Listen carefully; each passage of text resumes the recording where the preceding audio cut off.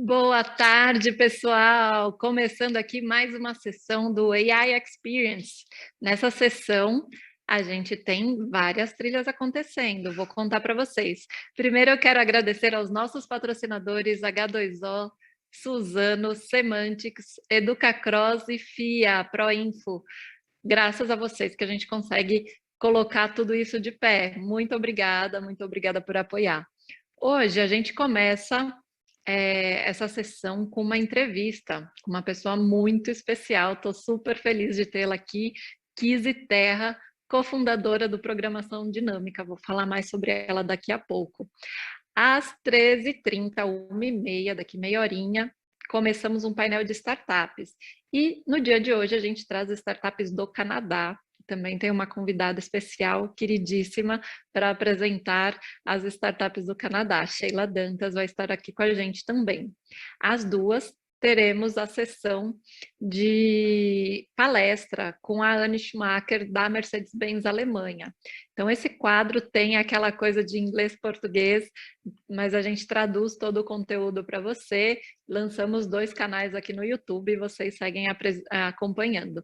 Então, fica com a gente que de agora até as 3 horas da tarde temos muito conteúdo.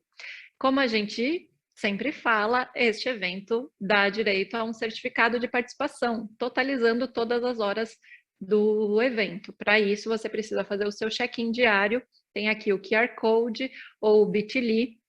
Rapidinho, coloca lá o seu e-mail e o nome certinho para aparecer no certificado, que 15 dias após o evento a gente envia para vocês.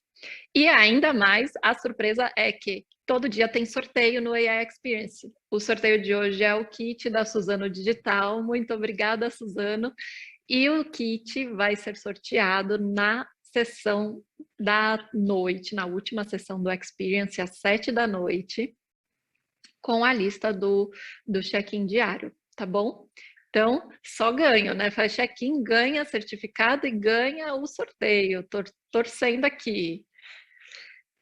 Bom, esse evento nos faz ainda refletir mais o quanto que a gente acredita que inteligência artificial é um caminho sem volta. Ela vai impactar todas as áreas. Hoje de manhã a gente viu a entrevista com o Fabrício falando de saúde, né? Só as palestras da manhã a gente já falou de varejo, de indústria, de saúde. Gente, muita coisa aqui acontecendo no mundo. A IA está infiltrando na nossa vida cotidiana. Na palestra de ontem à noite, o diretor da Cifar nos trouxe tantas mudanças que já estão acontecendo lá como realidade no Canadá. A IA nos tornará mais humano, não menos. Também em todas as sessões a gente reforça isso, o quanto é importante da gente exaltar a nossa humanidade e usar a tecnologia como uma ferramenta. E a IA possibilita acessibilidade. Olha a entrevista do Renato Veloso aqui, do Doutor Consulta, dando um banho de como a tecnologia amplia aí os nossos recursos.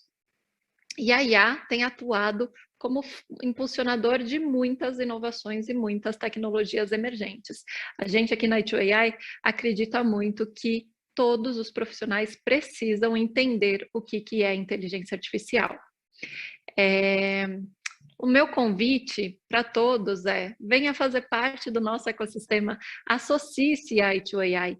Hoje a gente tem 8 comitês ativos, os comitês são formados por nossos associados e cada comitê discute temas aí específicos, né, relacionados à inteligência artificial. Então temos o Comitê de Inovação com Inteligência Artificial, liderado pelo Marcos Lauria, que apresentou aqui também, vocês conhecem. Temos o Comitê de Privacidade, Ética e Governança de Dados com o Fernando Domingues, que também esteve aqui apresentando a nossa AI Experience.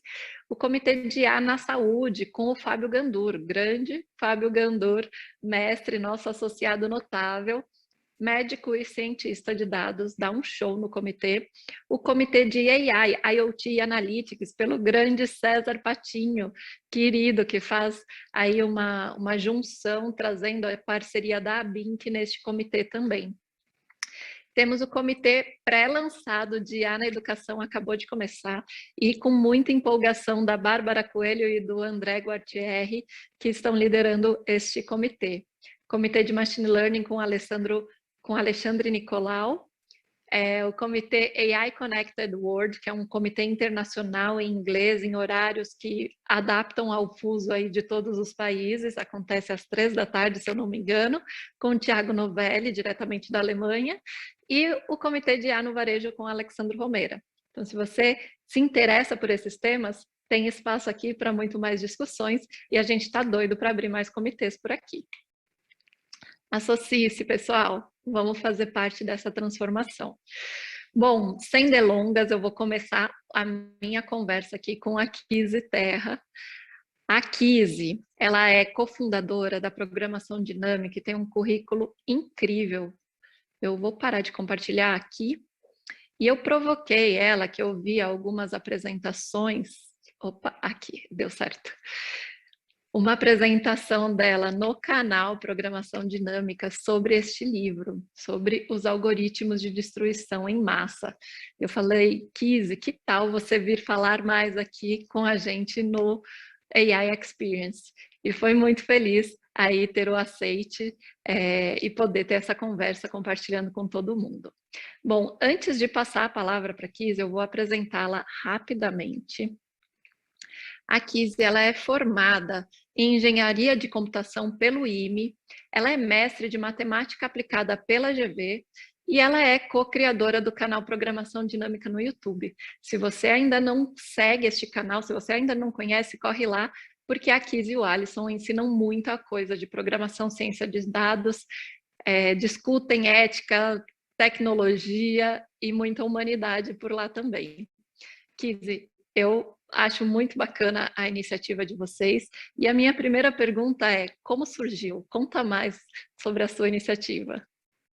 Muito legal. Obrigada, Andressa, pelo convite. O evento está sendo incrível, né? Eu tenho acompanhado aí nos últimos dias, muitos convidados, muitas empresas compartilhando o que tem feito com responsabilidade, né? Usando a inteligência artificial, e eu acho que isso é o nosso ponto de partida aqui dessa conversa.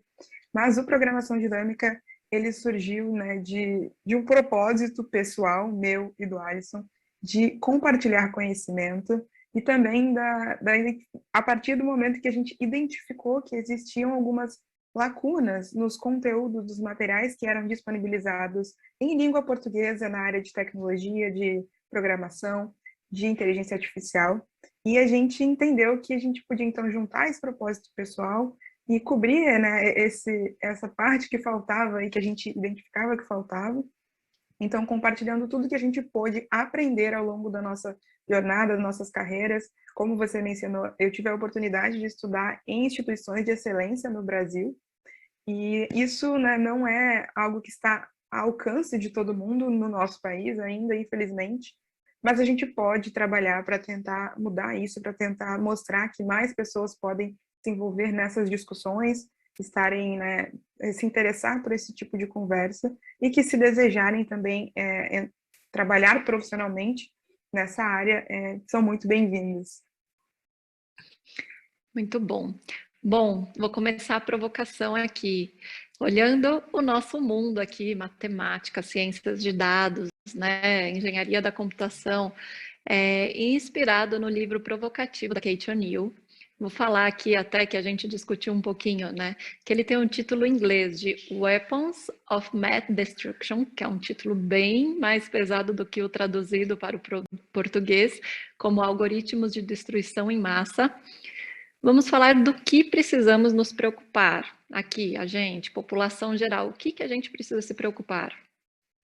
Olha, eu acho que é uma pergunta muito importante e ela é ótima como ponto de partida. Assim, esse livro, né, ele é uma ótima referência, assim, bastante atual que a gente tem. Então, quem ainda não leu, né, veio aqui curioso para saber se convencia da leitura, eu acho que vale muito.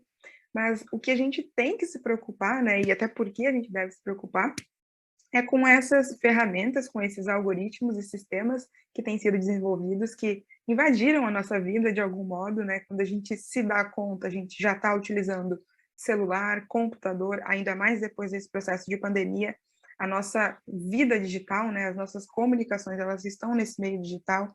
Então, essas ferramentas todas que a gente utiliza, em sua maioria, utilizam algoritmos, utilizam modelos de inteligência artificial, modelos de aprendizado de máquina, e nos guiam, né, ranqueiam as nossas vidas, limitam, às vezes, as nossas vidas, sem que nem a gente saiba. Então, a gente tem que se preocupar com essa falta de transparência, inclusive, se a gente, né, às vezes está usando os modelos e não sabe, a gente tem que se preocupar com esse uso indiscriminado, às vezes irresponsável.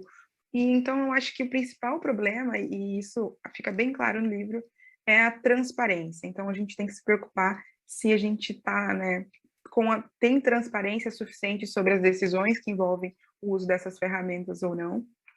E é assim a gente pode decidir, enquanto sociedade, até que ponto que a gente quer utilizar. É uma discussão importante a gente entender que muitas das coisas já, né, já estão sendo, a gente dificilmente vai conseguir retroceder, mas a gente pode sim ampliar esse debate, aprofundar, ainda que não sendo pessoas técnicas da área, mas ainda que só cidadãos curiosos, a gente pode se envolver nesse debate e se propor a construir junto essas ferramentas. Perfeito, perfeito. No livro ela traz alguns casos extremos, né, que prejudicaram vidas de pessoas, né? E eu queria que você desse exemplos de mau uso do algoritmo. E aí a gente tentar chegar nos pontos que a gente precisa tomar cuidado aí para a construção de um algoritmo responsável. Pô, de fato, o livro, né, ele é coberto de exemplos, e isso até infelizmente, mas eu também vi, né, e acompanho muitos exemplos no Brasil, então o livro é na realidade americana, mas a gente sabe que essas consequências e essa realidade, elas são globais, né? Então, se a gente for pensar até no caso do Brasil, existiram casos recentes, então na semana passada e retrasada, principalmente aqui no Rio de Janeiro, saiu na mídia, porque aconteceu aqui um caso de um cientista de dados da IBM que foi preso injustamente devido ao mau uso, né, de uma ferramenta de reconhecimento facial por foto. E aí é muita ironia nessa história, porque justamente o próprio cientista de dados, né, então, que é uma pessoa que tem um ofício de também construir essas ferramentas, sofreu as consequências, e eu acho que até por isso esse caso tomou uma proporção maior, por conta de ser emblemático. Mas são muitas as pessoas que acabam sofrendo com essas ferramentas, assim, quando se trata de segurança pública, isso é ainda mais delicado, porque a gente está falando de consequências drásticas na vida das pessoas, então você ser preso não é uma coisa trivial, né? Existem vários problemas e várias implicações que isso tem numa pessoa, numa família, e quando a gente olha para esses modelos, para esses vieses que estão dentro dos modelos, e a gente pode falar mais disso depois, a gente vê que existem grupos específicos dentro da nossa sociedade que são mais impactados, né, por essas consequências ruins, por esse mau uso. A autora também, ela cita exemplos do próprio score de crédito, né, uma coisa que está na vida de todo mundo. Então, a maior parte das instituições financeiras hoje utilizam algoritmos e modelos para definir se vão ou não emprestar dinheiro para alguém, se você é ou não um bom pagador.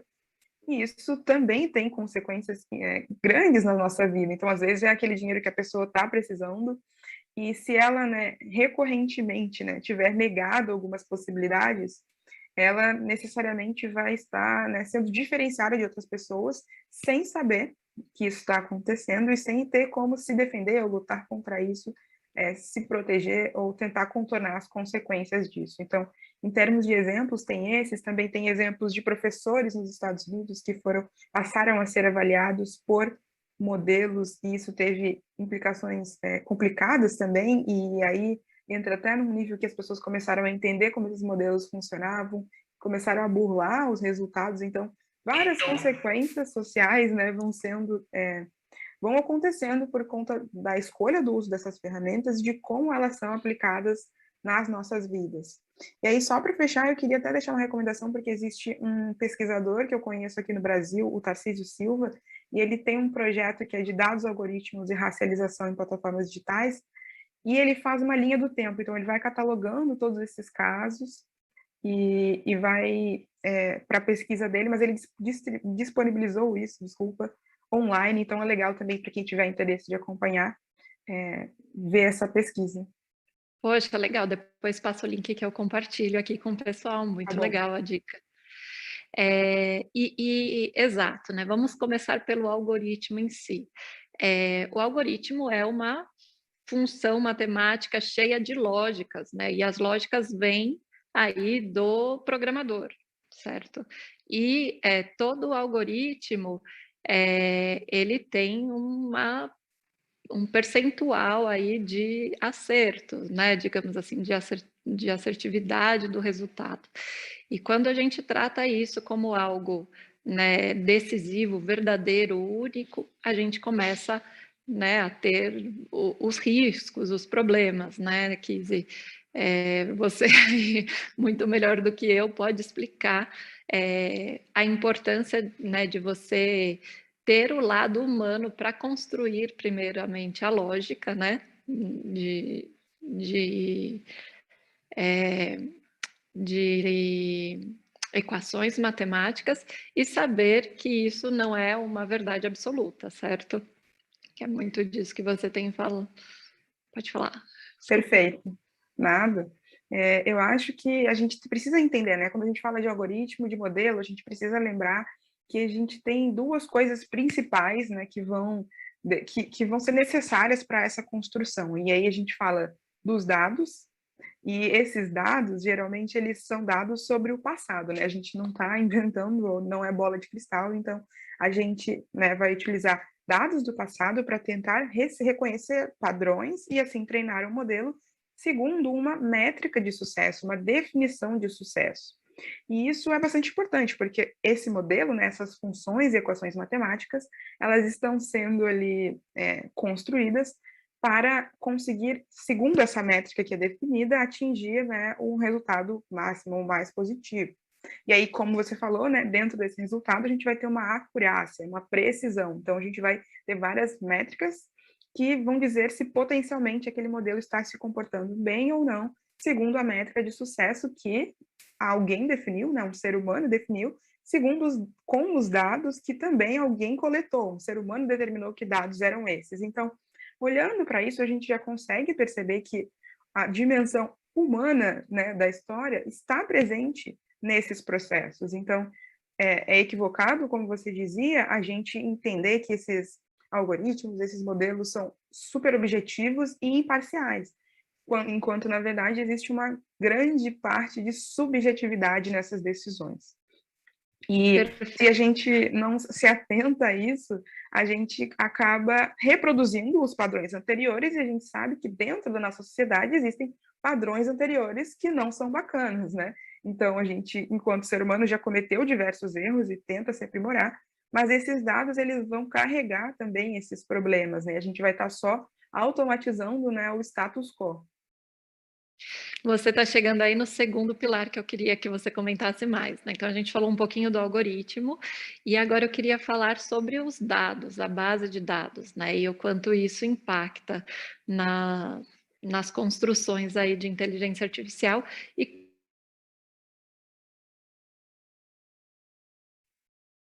Um problema técnico com a Andressa, viu? Que fica tranquila, deve estar voltando já, mas acho que ela estava querendo perguntar aí um pouco sobre essas questões aí dos algoritmos de inteligência artificial. Se você quiser explorar um pouquinho mais em detalhes enquanto ela volta.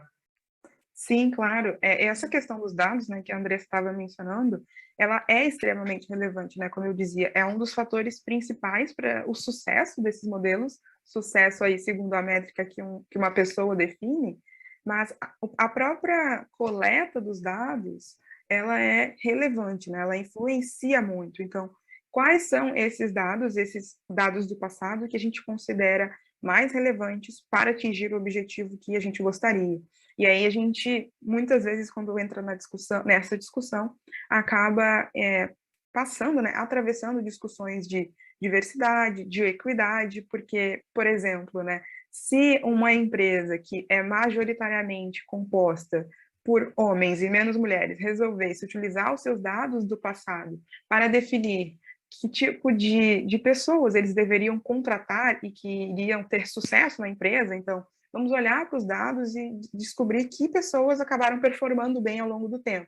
Se você já tem esse viés, né, nesse grupo, o algoritmo, o modelo, ele vai provavelmente deixar de fora as mulheres e enviesar mais ainda para os homens, porque aquela amostra está desbalanceada, né? Esse é um termo técnico que a gente utiliza, mas é para exemplificar essa relevância dos dados na prática. E isso se aplica a diversos grupos. Então, um exemplo que eu falei lá do cientista de dados da IBM, que foi um caso real, a gente provavelmente está falando de um modelo que foi treinado, né, com um viés racial. Então, se né, os nossos padrões anteriores se dão com a criminalização maior de pessoas negras, por exemplo, esses modelos vão reproduzir essas decisões anteriores, e é por isso que a gente precisa estar atento. E aí eu falei, né, esse modelo potencialmente faz isso, porque a gente volta no problema da transparência. Então, a gente não sabe quem foi a empresa que fez o modelo, a gente não sabe que requisitos foram utilizados, que dados foram utilizados, e por isso a gente não pode questioná-los, né? E isso é bastante relevante. E é interessante que você está trazendo aí, porque quando a gente fala desses assuntos, né, e esse exemplo que aqui está dando, não é só exemplo hipotético, acontece, tem acontecido. Né? Eu mesmo tenho relatado alguns casos, assim, que são o exemplo no mundo real do que a falta desse entendimento dessa questão dos viés, dessas questões todas aí de desbalanceamento de dados. E o impacto disso, acho que a Andressa está voltando aqui. Andressa, eu estava perguntando para a Kida, que eu sei que você teve que sair rapidinho e voltou, não, aquela caiu, né, pessoal? Mas pode assumir de volta a entrevista, que ele estava dando um baile aqui, falando de viés, sobre como isso pode, no mundo real, atrapalhar as decisões das empresas e quanto espaço existe para os humanos nesse ponto, né? Que entender e se posicionar bem em fazer bons algoritmos. Andressa, eu passo para você a palavra aí, para você continuar essa baita entrevista com a Cris. Obrigada, desculpa, pessoal, ao vivo acontecem essas coisas e acontece de tudo, até eu cair aqui, mas já estou de volta e não estou machucada, tá tudo bem. Vamos lá. Eu acho que a Kizzy já explicou muito sobre dados. Eu vou seguir aqui para uma próxima pergunta, Kizzy. Você já falou um pouquinho de como o uso indevido de inteligência artificial pode impactar em vidas, né?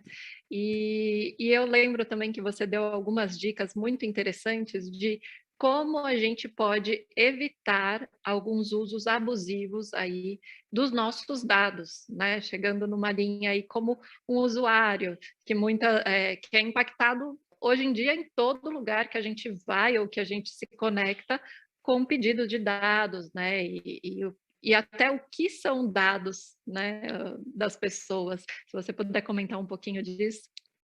Sim, esse é um tópico bastante relevante que eu também gosto de falar sobre, porque dentro, né, da área a gente tem essa preocupação e muita gente faz divulgação científica também falando sobre isso, muitos pesquisadores estão trabalhando com isso, mas quando a gente vai ali, né, para o dia a dia, assim, lidando com as pessoas que estão um pouco mais distantes desse conhecimento mais técnico, eu costumo ver um pouco de displicência em relação aos dados, sabe? Então, é comum ouvir coisas como, mas meus dados já estão por aí mesmo, meu CPF já está disponível mesmo, que mal tem, né?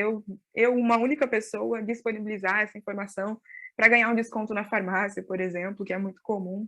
Então, às vezes, até a biometria, que a gente já está chegando nesse ponto atualmente, algum tipo de biometria, que é um dado sensível, até segundo a própria Lei Geral de Proteção de Dados, são pedidos mediante aí algum benefício que você vai oferir, né? E isso é super complicado, porque, de fato, olhando isoladamente, né, então o dado da Kizzy, obviamente que poderia ter implicações na minha vida, mas é ainda menor, né, essa implicação do que se a gente considerar uma massa gigantesca de dados. Então, a gente teve casos aí relativamente recentes, nas últimas eleições, em que as redes sociais foram utilizadas para manipular grandes quantidades de pessoas para atingir um objetivo específico, né? Então, eu acho que esse é um tipo de exemplo que nos permite pensar um pouco mais sobre isso. E como que faz isso, né? Pegando os dados individuais de cada pessoa. Então, eu preciso saber os seus dados para descobrir em que tipo de perfil de pessoa você está, e aí que tipo de notícia, de informação eu vou passar para você que você, com essa informação, tome uma outra decisão que eu quero que você tome, né? Então, tem todo um círculo aí que pode ser manipulado para que você, sem saber, acabe tomando decisões. Mas eu também digo isso não para gerar medo nas pessoas, mas eu acho que é para alertar, porque a gente tem como evitar isso. Então, começar a questionar. Alguém te pediu um dado, então, para que essa informação? Como ela será utilizada, né? A Lei Geral de Proteção de Dados, ela prevê que você, enquanto titular dos dados, tem acesso a essas informações. Você precisa saber, e o uso para aqueles dados, né, ele é específico. Então, se você autorizou para o uso da farmácia te dar o desconto, é só para isso que ela pode utilizar, ela não pode compartilhar com outras empresas. E aí, como que a gente fica sabendo disso, né?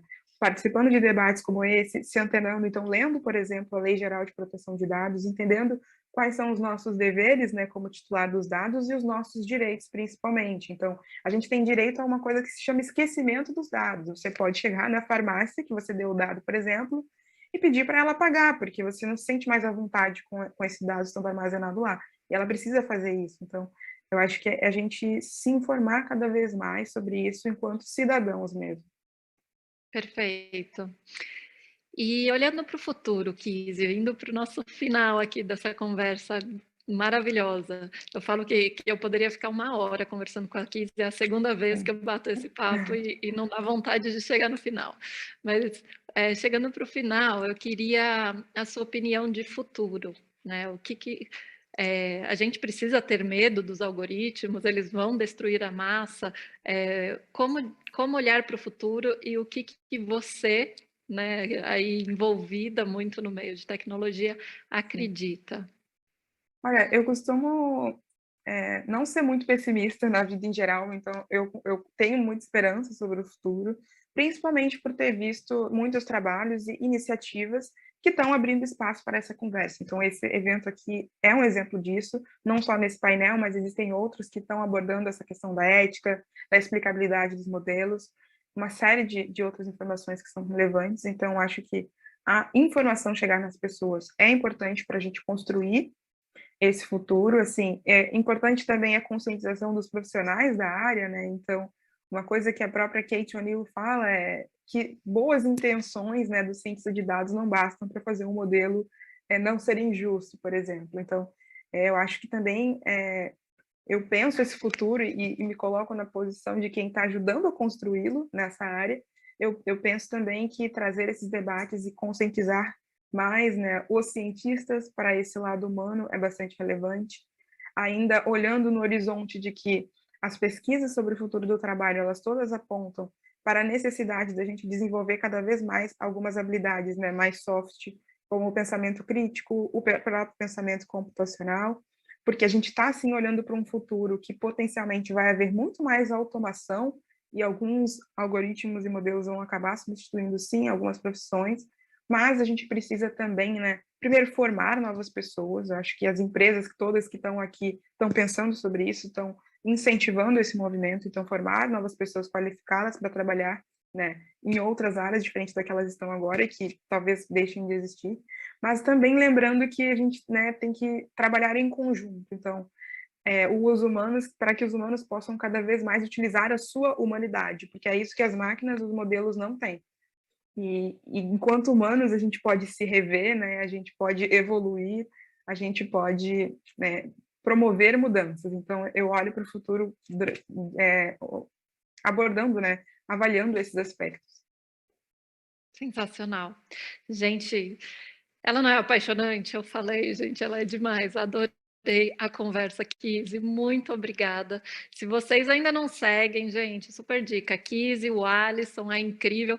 E espero ter vocês mais aqui com a gente na I2AI e podermos fazer mais coisas juntos. Adorei a conversa. Muito obrigada por essa consciência incrível, humana, inclusiva e super necessária para o mundo de tecnologia. Obrigada, Eu que Kizzy. agradeço, foi ótimo participar, um convite passa super rápido, a gente podia ficar falando horas aqui. E eu quero agradecer a todo mundo que assistiu, né, tirou um tempo aí, talvez até na hora do almoço, para poder assistir esse debate, refletir sobre essas questões. Então, eu fico muito feliz que tenha gente, né, querendo ouvir falar sobre isso, que é uma área que eu amo. Eu também. Muito obrigada. Gente, eu vou continuar aqui porque o tempo corre e eu já estou com os próximos convidados do AI Experience aqui na tela. Vou compartilhar mais uma vez. Opa, deixa eu pegar aqui. Oi, Sheila. Gente, a Olá, Sheila, Andressa. ela é incrível, me ajudou tanto aqui neste evento. Eu só tenho a agradecer.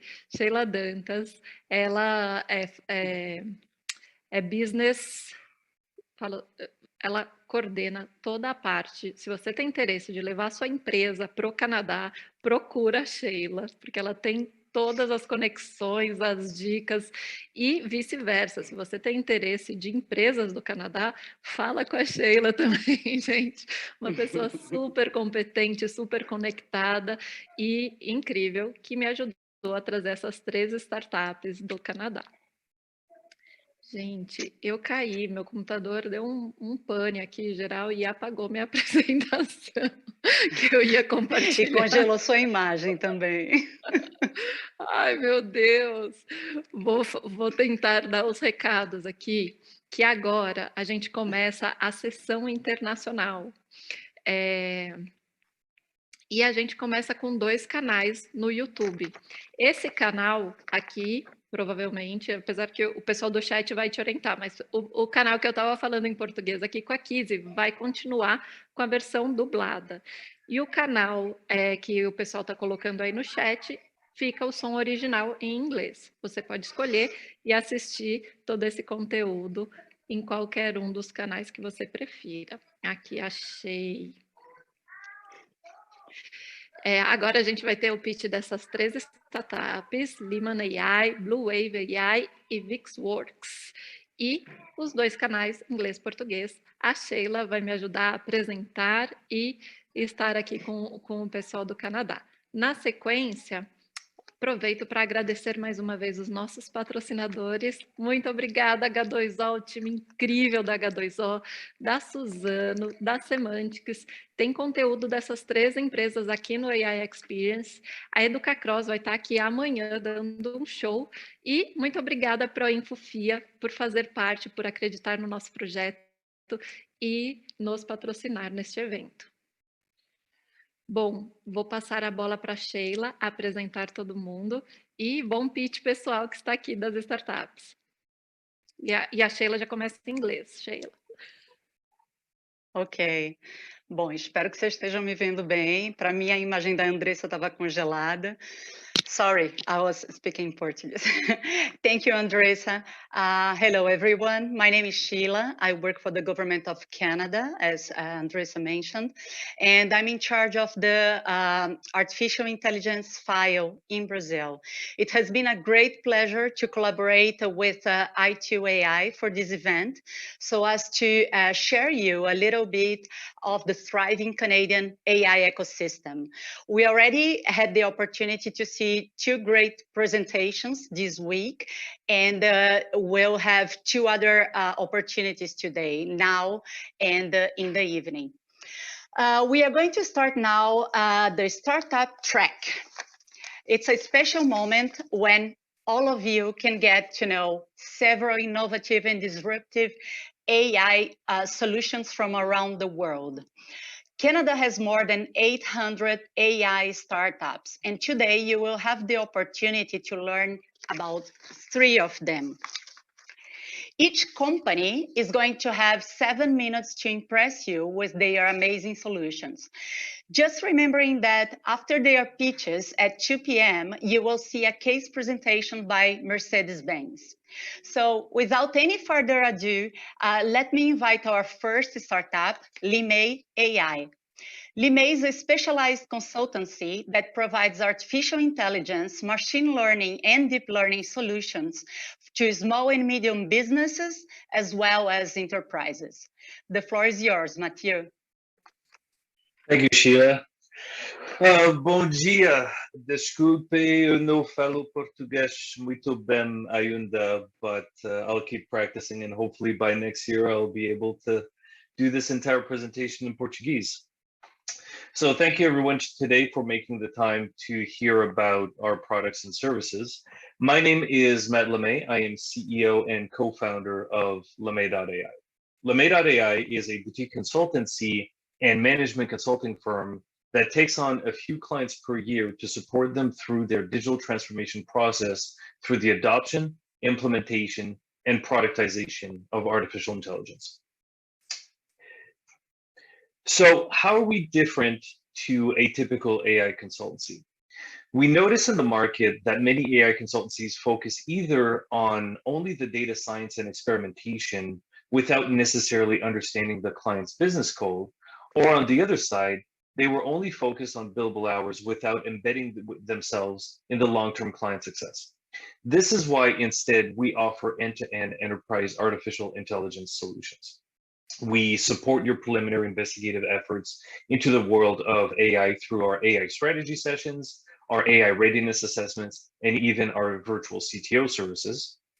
AI development, which is typically the main activity that we think about when we talk about an AI consultancy, is where we support most of the work for our clients. Finally, the AI deployment component is all about putting the developed models into the real world. What are the scale concerns? What are the performance considerations? Can we have a slight decrease in accuracy for a tremendous increase in throughput?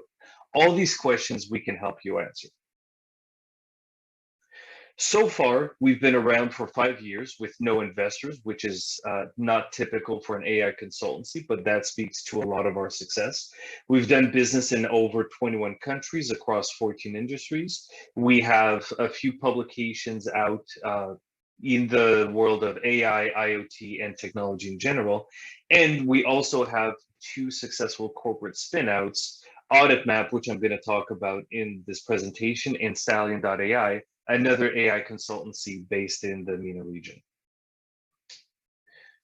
We are a top-tier supplier on the Canadian official AI supplier list. We are a leader in the Clutch Leaders Matrix for the top Canadian AI developers. We're also an NVIDIA Solutions Advisor partner and an AWS partner. And we typically work with large consultancies where they will undertake more of the RFP drafting and the project management of the task, and we support the client on the technical aspect of the projects. So our AI consulting framework is really what sets us apart. Typically, we have a lot of consultancies that focus on a very straightforward approach to implementing and recommending artificial intelligence projects. They start with the data science investigative work, they provide the machine learning support, and then they move it into a deployment phase. What we noticed, though, with all the projects that we've done in the past, discrepancies when it came to project alignment and corporate success. This is why we also include considerations across the business strategy, the architecture of the deployed solution, where is it going to reside and what are going to be the operational costs once it's deployed, and the actual implementation and put in production of the overall solution. This means that we have a much more granular system under which we can measure project success. So with the few minutes that I have left, I'm just going to cover a few successful projects that we've had in the past. The first one is with the Canada School of Public Service. This was the first ever Canadian AI project. So even before the AI supplier list, there was a prototype engagement that we were able to win with another Canadian consultancy. The main difficulty was that the client did not know what was the list of every third-party references that existed across all Canadian laws and regulations.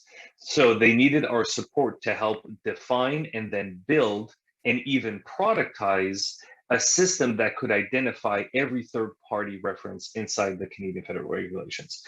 This was so successful that we were able to not only verify the third-party references themselves, but also include what were their language availability, the pricing, and tie them to the repository. So we would connect in real time to ISO and ANSI and all the other standards providers.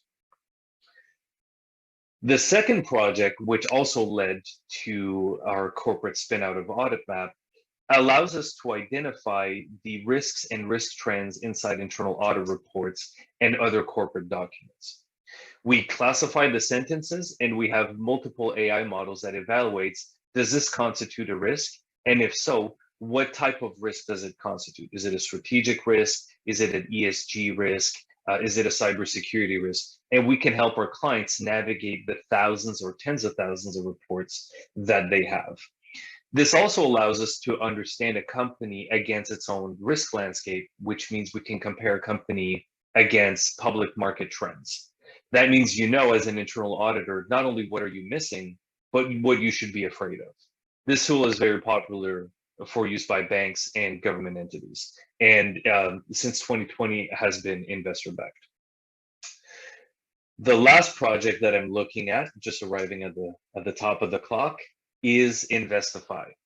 Investify is a project where we were able to build multiple concurrent trading bots that identified the shift in patterns, and we would reallocate portfolios across 20 different asset classes. After we completed the back testing and deployed the models, we not only published our paper called Adaptive Portfolio Asset Allocation Optimization, which shows the differences between each and every model that we use, but also the master model that picks the right strategy. We were also to support the client to register its product as an SEC security. So again, these three projects were to show the amount of involvement that we have with our clients to ensure success. Thank you for your time.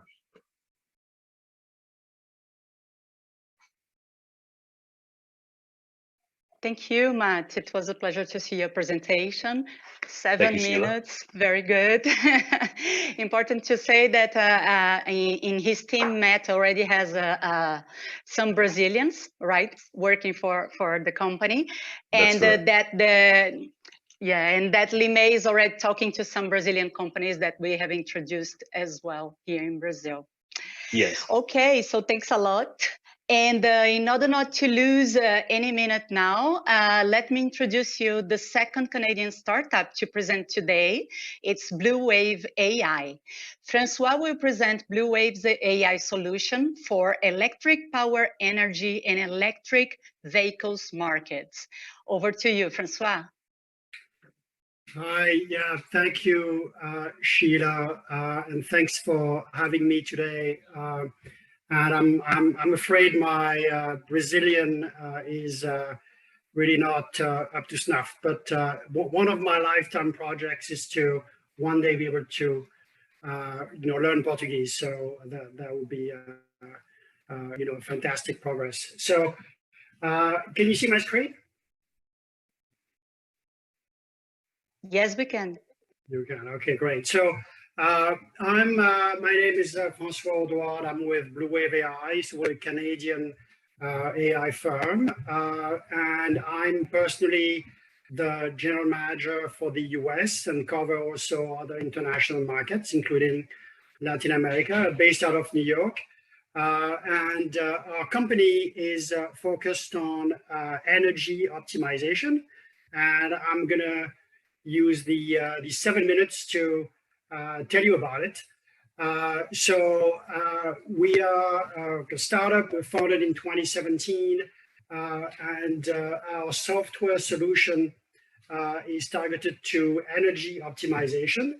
And so leveraging an IoT, so Internet of Things, smart data ingestion engine, feeding to our predictive optimization engine, leveraging big computing concepts, and generating optimized dispatch instructions to our customers. And I'll give you more details in a moment about what that means.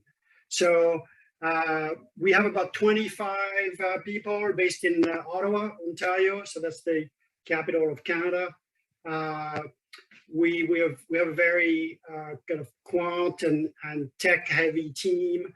6 PhDs, 12 engineers, 9 master's degrees. We publish our research in academic papers. We present at trade events.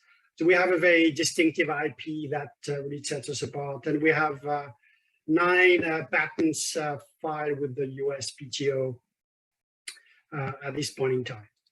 So a little bit about our markets. So our primary market is really North America, so Canada and the US.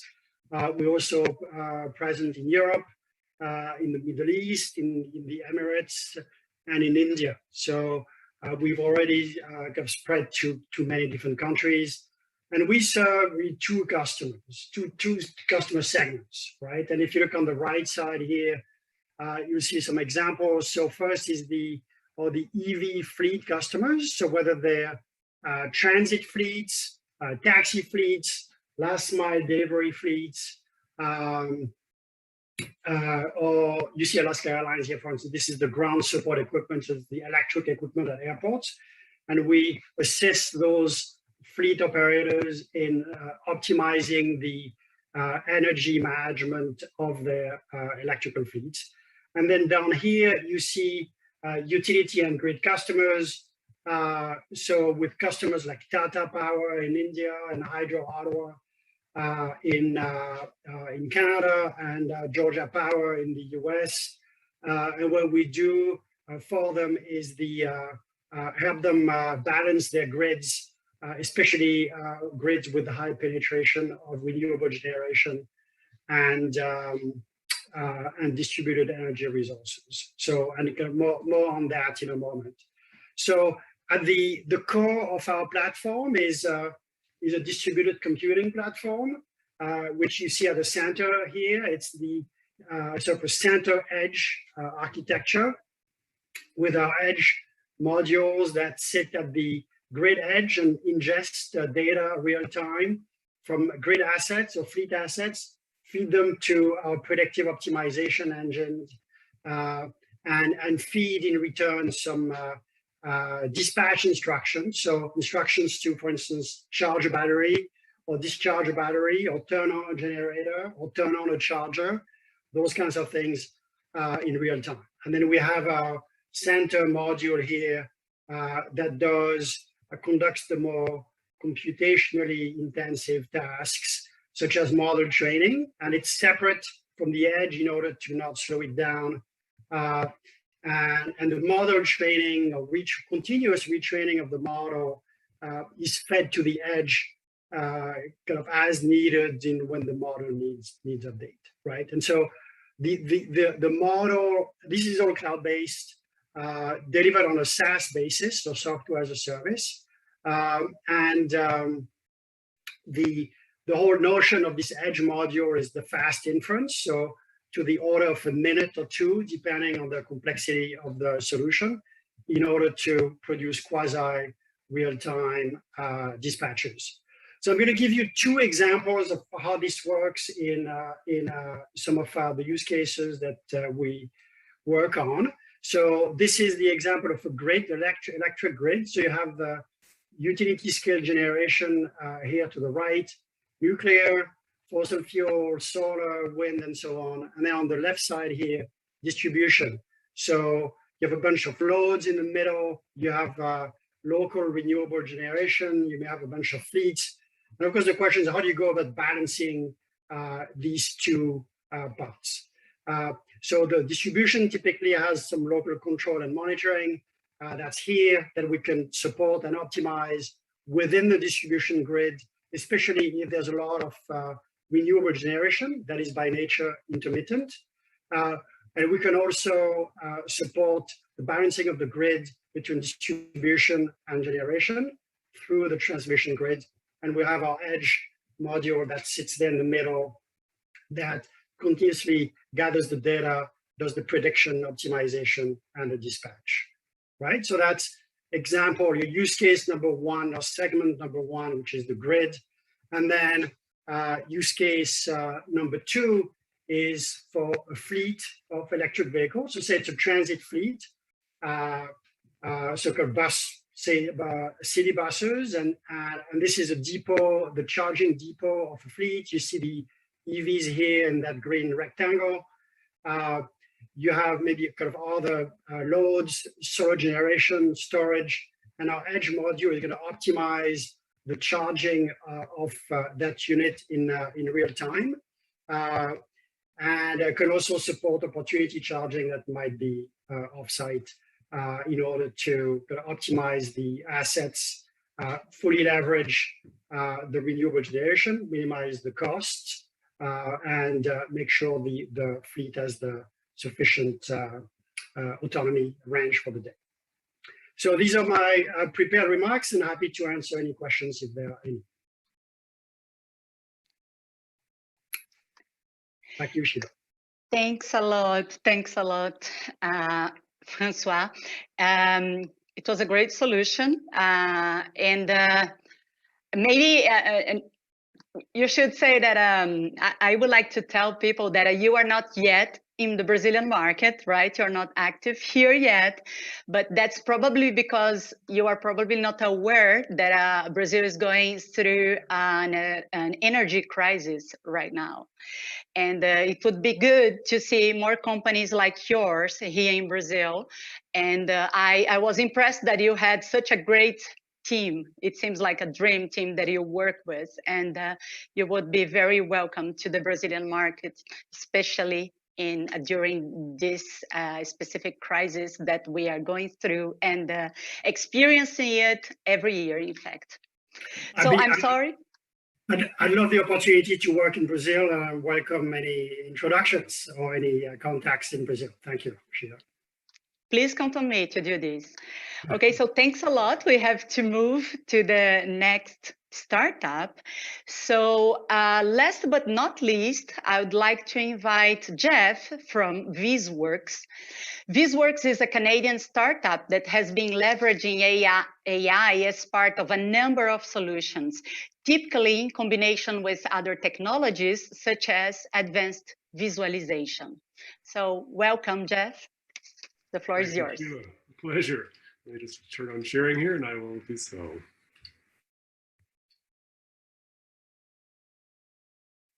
All right, can everybody see my screen? Yes, we can. Perfect, thank you. So yes, thank you, Sheila, very much. It's a pleasure to be representing Canada at this AI Experience event.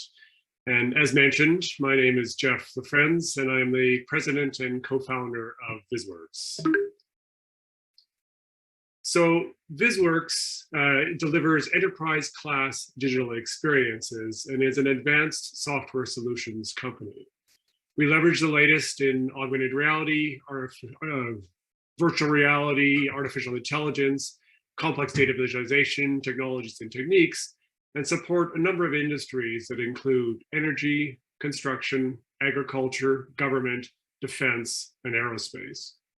We enable the human in the loop to fully engage, more deeply understand, and significantly enhance their decision-making capabilities. Our experience has been that very few of the projects we work on are solely AI-based. Instead, what we find is that most impactful solutions blend a number of technologies together. This is particularly true where there is a human in the loop, as effective presentations of the resulting information is just as important as the underlying analytics. In the following few slides, I will show you a few examples of the work that we have done and are doing with AI technology. The first example project is one with our client Trax Electronics. Drilling for oil and gas is expensive, and errors can result in costly delays, suboptimal results, and even failure. To address this risk, an increasing number of sensors are being deployed, both on the surface and down the drill hole. However, the sheer volume of data collected from these sensors can take a substantial amount of time to analyze, limiting the operational benefit. For this use case, Trax Electronics wanted a better way to predict whether the drill was rotating, sliding, or properly drilling in order to maximize the drill site efficiency. So applying advanced AI to analyze the appropriate data streams, we were able to cut down the analysis from several days to near real time, dramatically improving the efficiency of their drilling operations. Any large enterprise collects a tremendous amount of information. However, such information is not always readily or easily available to the people who need it, when and how they need it. Cenovus Energy, one of the larger oil and gas companies in Canada, wanted to explore how advanced AIs could potentially be used to address this problem, particularly for people doing field work. Cenovus and Visworks set up a research and development project to build an industrial equivalent prototype of a Google Home or Amazon Alexa, but with a data set that was derived from corporate repositories. Multiple AIs were used to support voice-to-text, lexical analysis, intelligent information search, and finally text back to voice. And in testing, this allowed field workers to do simple, hands-free voice requests related to equipment they were working on, and receive back detailed voice responses with the information that they required. This project is an example of the blurry line between what is an AI and what is advanced analytics.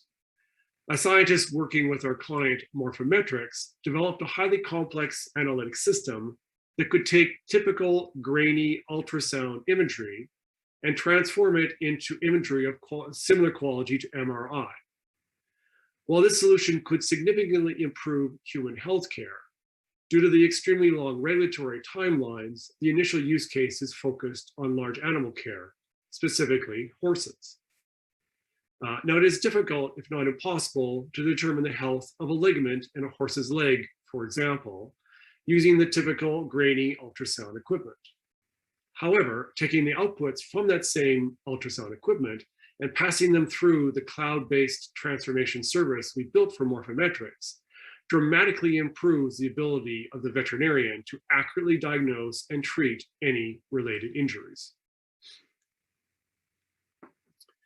Building on years of research at the University of Calgary into next generation control rooms, Visworks is building our virtual operations environment, or VOE. This is a framework technology that allows us to create specific operational instances tailored to the specific needs of each client. It leverages virtual reality as a visualization interface, which provides significant improvements over classical control room technologies, such as 2D screens, when it comes to the ability to visualize and understand complex information, while also enabling remote access capabilities that have never before been possible. One example of the way that VOE is being used is our partnership with MDA, a large Canadian space and defense company, and Simon Fraser University. Together, we are building a system that takes in a large variety of data feeds from satellites, aerial sensors, terrestrial sensors, social media, and others, extracts information about ships and their movements, analyzes those movements to detect illegal fishing activities, and presents the resulting information to the appropriate operator to stop such activity. AI is used extensively on this project to fuse the various data sources together and extract meaningful information about any detected ships, as well as to identify and characterize the movements of these ships to identify specific illegal activities, such as fishing. Partnering with Metdyne, a large system engineering organization in the United States, Visworks is pursuing the market for our VOE technology with electrical utility operators as well. To minimize disruption and maximize acceptance, current activities are focused on using VOE to support advanced training, run effective operational drills, and create improved situational awareness under emergency conditions. Supporting the advanced visualization capabilities of VOI, AI will play a large role in monitoring and improving training, simulating and responding to complex operational drills, and monitoring user interactions to optimize virtual environments. If you'd like to learn more about any of these or any of the other projects we've worked on, or to explore opportunities for us to support your own business needs, please reach out to Tiago or myself. Tiago is managing our business activities in Brazil and is located in San Jose dos Campos. Thank you again for your time, and I look forward to talking with you further. Thank you. Thank you, Jeff. Great presentation. And I'm glad that Jeff is already actively exploring the Brazilian market, and that he comes with Tiago, a Brazilian collaborator as well. So they are ready here to talk to you, right? Absolutely. So thanks a lot. And I think that's all for the startup track today. And we hope you have enjoyed the session. So that's over to you now, Alexandre. Opa. Hi, Sheila. Thank you very much for the great presentation. It was amazing to see how many different startups from Canada, and I do believe that they should come to Brazil because there is many problems, as I understood, that could be solved with their startups. This is great, and we as I2AI also are here to help all the startups to connect with the Brazilian ecosystem. Thank you, Sheila, for your great conduction until now. And now I take over for the last but very important case for this, I would say afternoon, but could be evening or could be even morning, depending on where you are. But before that, before I call Anne Schmucker, and I think that I'm pronouncing it right, but later on I will just call in 1 sec, just to remember, it's a daily check-in. If you didn't do your check-in yet, it's a good time to do it. So then you can go to our QR code or in bit.ly/I2AIXP. You can do your check-in and you can give prize. We are going to have a raffle until the end of the day, and there is many amazing gifts for you. And then do your check-in that you are receiving the certificate, and also we are going to have the chance to be awarded by some great prize, a great prize today. I think that's from Suzano. Suzano, that is a great prize. You are not going to regret to if you win it. Yeah, of course. Remembering that I2AI is a non-profit association, and we have many opportunities for you to join us. And this is what I would like to say, that we can connect through I2AI you with this great team of experts. These are our remarkable associated guys. It's a great team here. There are different experts in different fields. There is people that are known by their knowledge in health industry, in their retail industry, in their law understanding, in the governance, data governance. There are people that are very technical. They have a very good technical background in machine learning, in natural language processing, and so on. There is great entrepreneurs on the AI field. They are a great team. You are not going to regret it. If you join us, you are going to see how much knowledge we have in this group. And then I invite you to associate, come with us, because we are the most intense association of artificial intelligence in Brazil, for sure, and one of the most intense in the world. Then join us, and we're going to be part of this with us.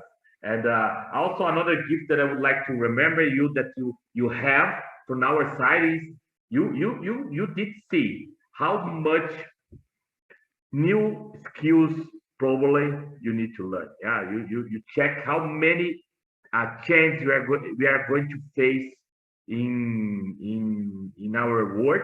The digital transformation is so intense.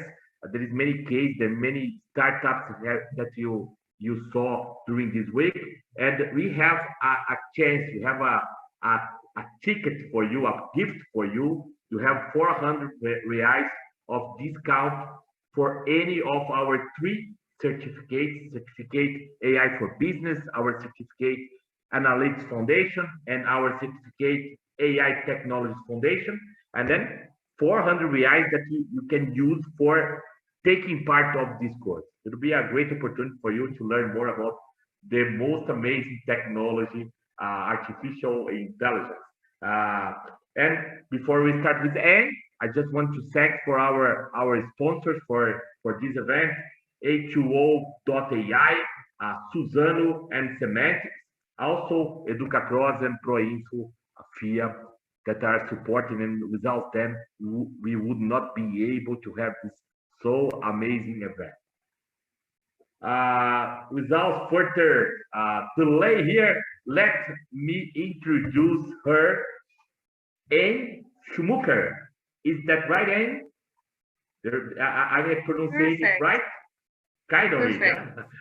And she's going to present us multi-market machine learning preparation, how to enable workforce and workplace for AI.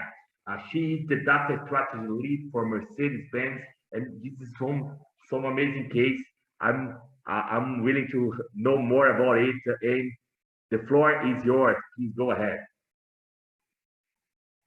Obrigada. I stopped sharing, and now I think that you are allowed to share as well your presentation. Yes.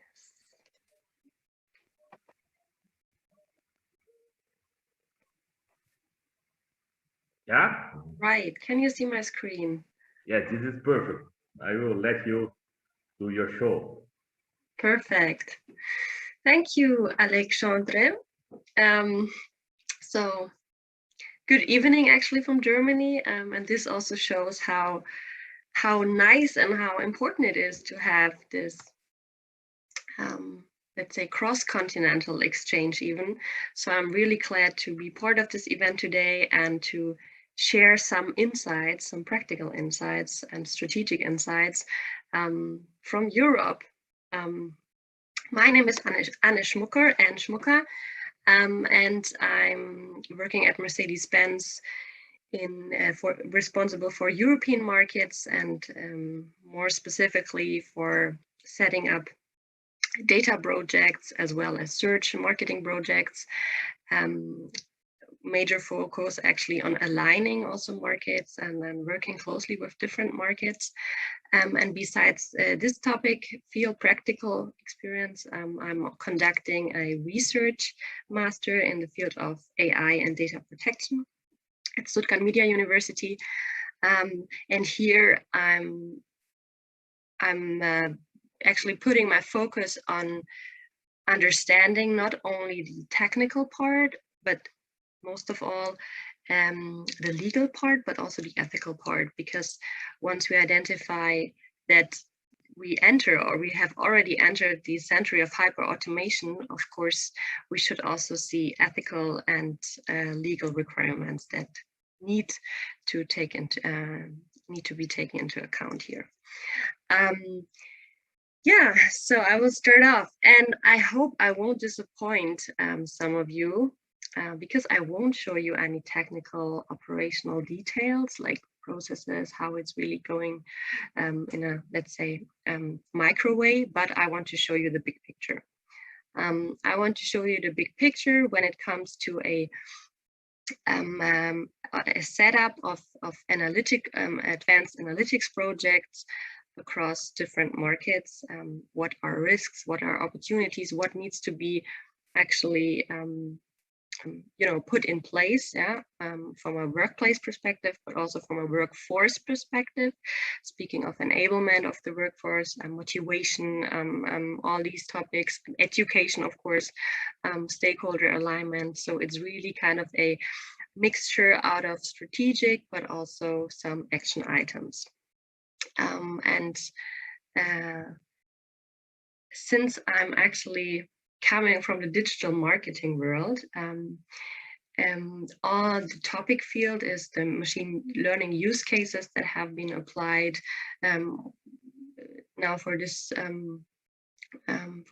project are located in the marketing field, and this is actually well known. Why is it increasing? Why do we have more and more advanced analytics, but also already machine learning use cases in marketing?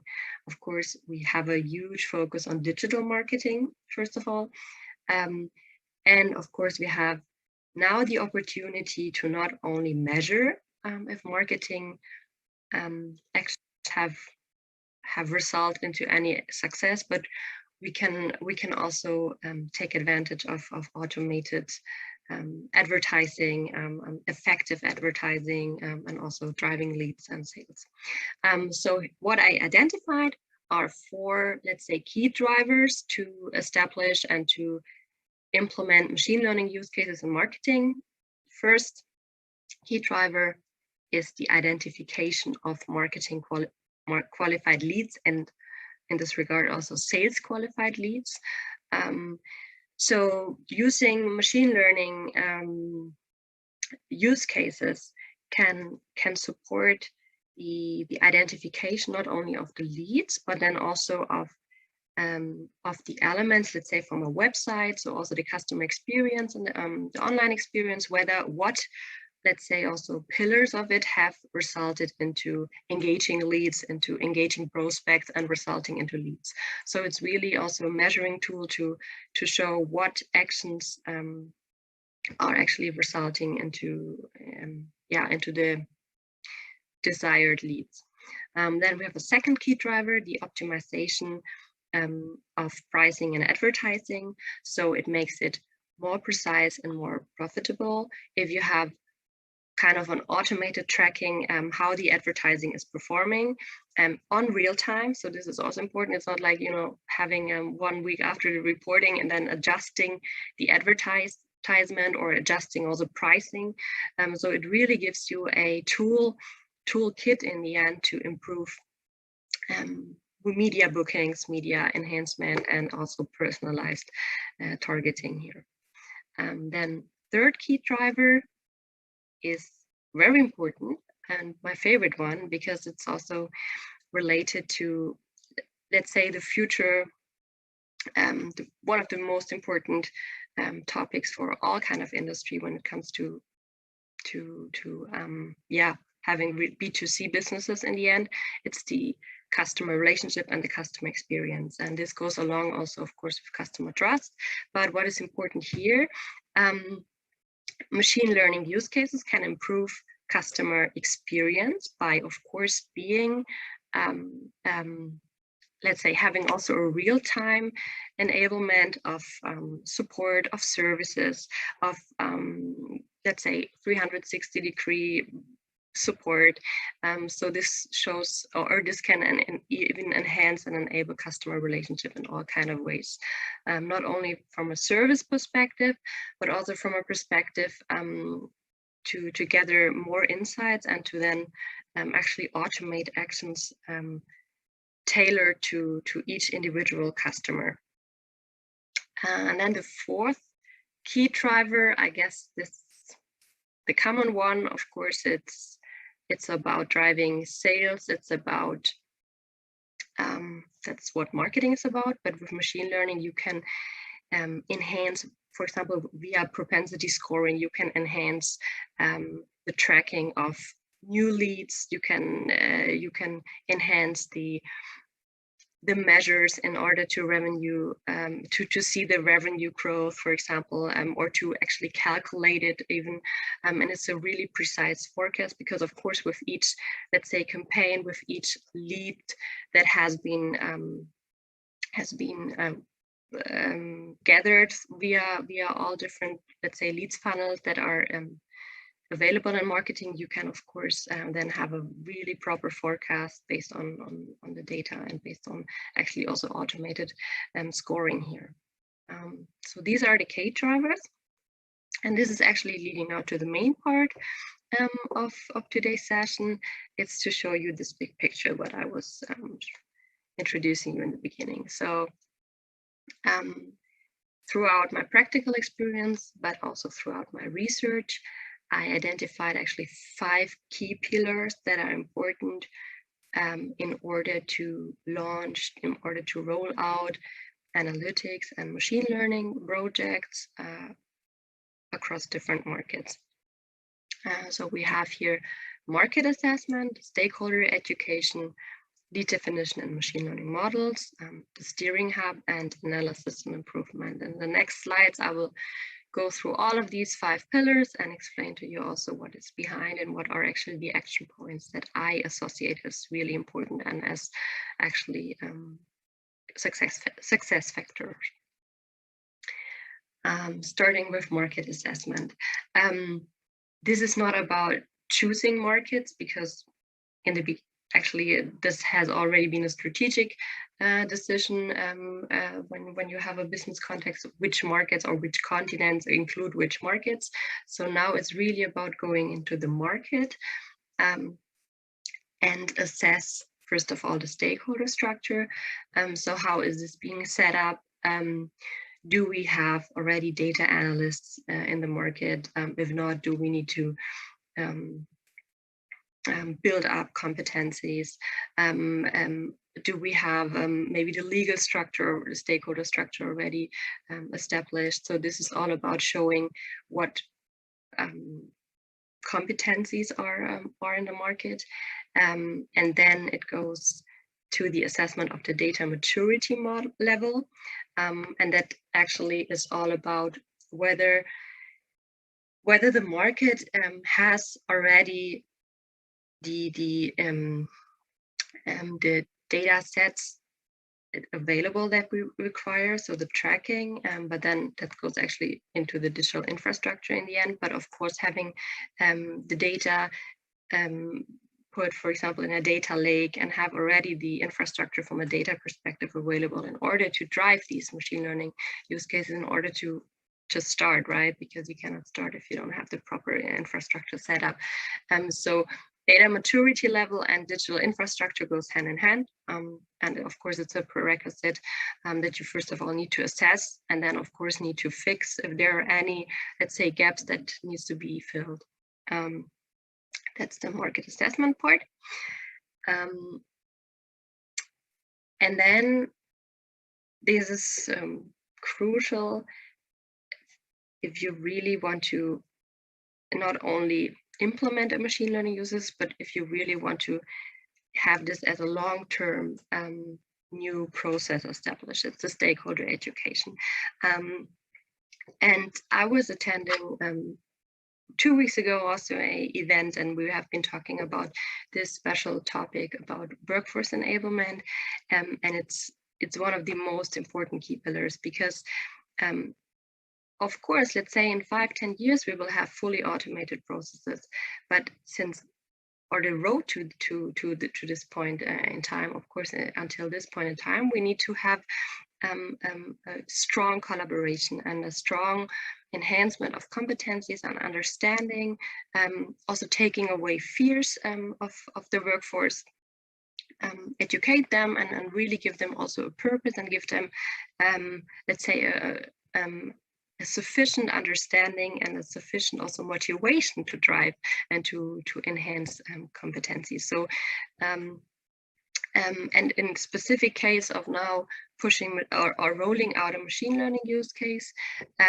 of course, you need to select relevant stakeholders, and you also need to select the degree of competencies that you require. So, for example, the IT stuff might require more technical competencies or already have it, but then, of course, the marketing or the sales team, regardless of just understanding process, they might also need some at least granular or let's say surface knowledge. But this needs to be assessed, and this needs to be structured and really pushed forward. And back then in the event, we have been also talking about the right way to do so. And I think it's not the right way to just push one way and say, okay, let's say department X and Y and team XY need this certification or need to do this online training, and that's it. It's really about an agile way of education, because this is such a complex topic, and especially if you're then in a position where you need to have a complex understanding, you then also have to need you accordingly also require an agile way of getting and getting to know the competencies and really achieving the competencies. So I think it should be a work in progress topic. It should be really a full-time training available, and not a, let's say, one way. So it should really have a different ways of education for different purposes, and also for different, let's say, also competencies and different skill sets in the end. This goes actually then to the second point, the competence maturity level assessment, and this goes then, of course, into the selection of the right training, and providing wherever guidelines and possible support. I guess in most industries, of course, you have also third-party support here. In marketing, mostly it's agencies, but I guess it's important to really build up competencies, not only or not to buy them in, but really to build them up. Because of course, we will have not only in marketing, but in all kind of business processes and business use cases, we will have we will really have to drive data, to really establish understanding of data-driven projects, machine learning use cases, and how the workers actually can engage and can not only should not only replace their work, but they should really see the benefit out of it, and then can also enhance their motivation. From stakeholder education, coming now to the lead definition and the machine learning models. So the market has been assessed, let's say the infrastructure has been set up as the first pillar, and we have had already a proper education, which is of course ongoing. And then it's really about aligning the goals.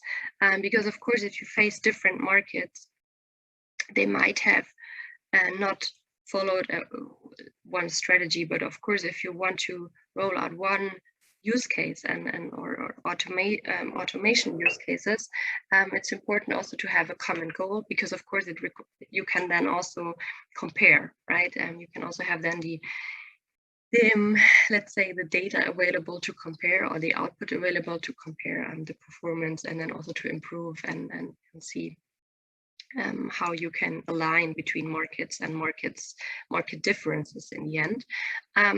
So it's very important to have a proper lead definition.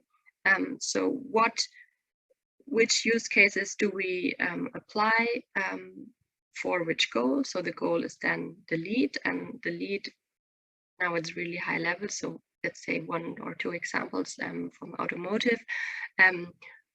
A lead in the marketing field is, for example, the booking of a test drive, or the ask for a quote. Yeah, this is really already like a conduction, a transmission of personal data. And so you have already first, let's say, personal customer, or let's say interested potential customer. So this is actually some of the leads, but there are also different other scenarios. And this needs to be aligned across all markets that are involved into the project. And then as a second step, you identify the use cases, and of course you do a plausibility check if this is actually working in the markets, if they're actually also delivering the right output and the right information you had as a goal, or you have as a goal, and then if this is actually done, you can roll out the use cases. Of course, they are tested, but then you can really set it up. It's of course real-time topic, real-time analytics project, and then you have of course platforms that show you real-time performance dashboards, so that all users, all stakeholders that need to work with it have then access to, for example, a BI, Power BI or Tableau, whatever platform, and can then have their right toolkit, and of course, very important, the understanding to read the data and to read the output of all the use cases, and to drive then respective measures. So it's really about understanding data, playing with data, and then really pushing and identifying ways to improve. Yeah, and this is one key pillar I identified as a success factor, because of course you can educate and you can kind of measure the competencies you have actually built up, and you can build the infrastructure, but you need one let's say, gear wheel that really is the center, and actually also is not only the center of information, but really also the center of getting it done, right? And let's call it a steering hub, a selection of data and analytics experts that are giving guidance to the markets, but already also in the first phase, really pushing the use cases, looking or really establishing the proper process alignment across the markets, and then you need a close collaboration with the market representatives. So the data analytics expert hub is actually more or less centralized, but then of course you need a decentralized connection. So it's an agile working collaboration model, and it requires a really good understanding about the whole infrastructure and let's say stakeholder structure, because of course if you have a huge enterprise and a big corporate context, you then need of course the proper communication and steering tool or steering setup, let's say. And this is what I identified as one key success factor. And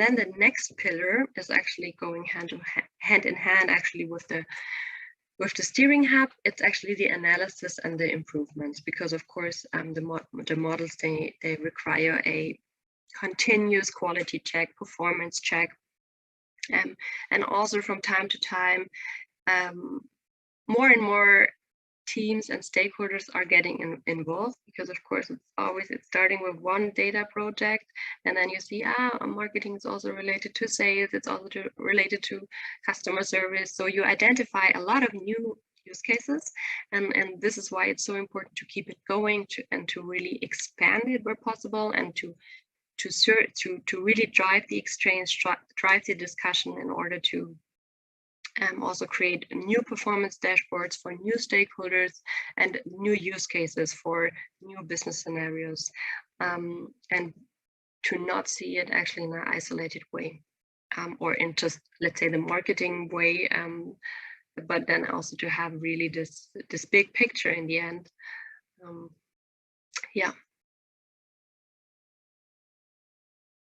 And then having here these 5 pillars, of course, what I was just saying, it's all about collaboration and about understanding that all needs to go actually hand in hand, and that is actually also working together. What I actually, as a message, let's say, if I need to put it in a few words, of course you can put all operational requirements in place, but it's so important to have stakeholder, let's say, chip in place, because this can be the crucial key success factor to keep it going, and to really bring it to a long-term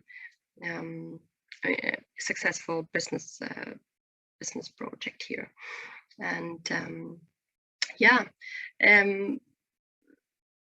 what else actually? I think it's also, when I was listening to the startups, I think there's so many new use cases, of course, in all kind of different industries, and the technology is moving so fast, is evolving so fast. But what I identified is we should not underestimate also, especially from a European perspective, also legislation that can really put boundaries here. And this is actually what I also identified, and should actually also add as one pillar, is really the enhancement of ethical and legal, not only competencies, but also, let's say, processes and measures that should be put in place to give here the proper understanding, and to really have a long-lasting project in place. Yeah. Great, and I think that was a great roadmap. You show how the big picture is very well done. I would say that you could show how a company could plan to use artificial intelligence, especially machine learning projects in a marketing department, in a marketing approach. And based on that, I would like to make some questions, and there are some also questions from the audience here, if you don't mind. First of all, I think you mentioned these 5 pillars. I'd say that the 5 pillars that. And do you believe that all pillars have an equal importance in the roadmap, or there is one that would be the most important? That if you don't have it, anything else will fail. Or I would like to understand a little bit more about your perspective. Which one is No, key? it's a really good question. And then maybe, yeah, when I was also explaining the action items of each pillar, of course, some are kind of prerequisites, some are just technical, let's say, enablements, and others are really crucial pillars that are ongoing, that are part of the overall process, and that actually don't require are actually required in all areas of the project.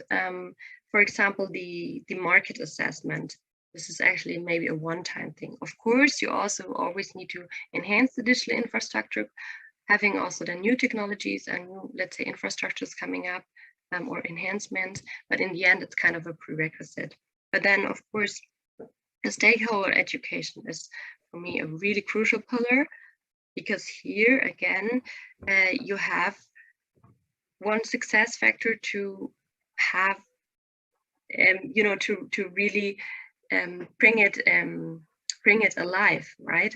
Because of course, if you have the output and you have the data and you have the measures derived actually from the use cases, as of now, it's not fully automated. So still you need the collaboration. So you really need the staff power behind. And so the education, and I think not only the education, actually more the engagement is so important. And to really show how you as an individual worker can benefit of setting up competencies in this field.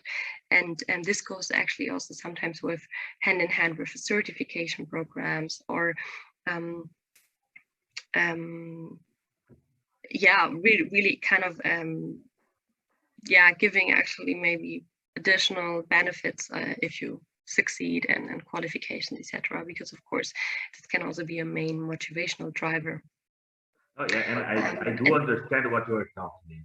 And I really believe on it. We actually, I2AI is trying to do this job of helping companies and people, professionals, to learn more about this very complex topic, because you are talking about a project that needs a technical understanding, a business understanding, a governance understanding of how to use the data properly, not to create any harm for the society and so on. And I completely agree with you. And based on your talk, because you mentioned not only education, that for me is key, but also engagement. And I would go a little bit further and ask what you think about it, about culture.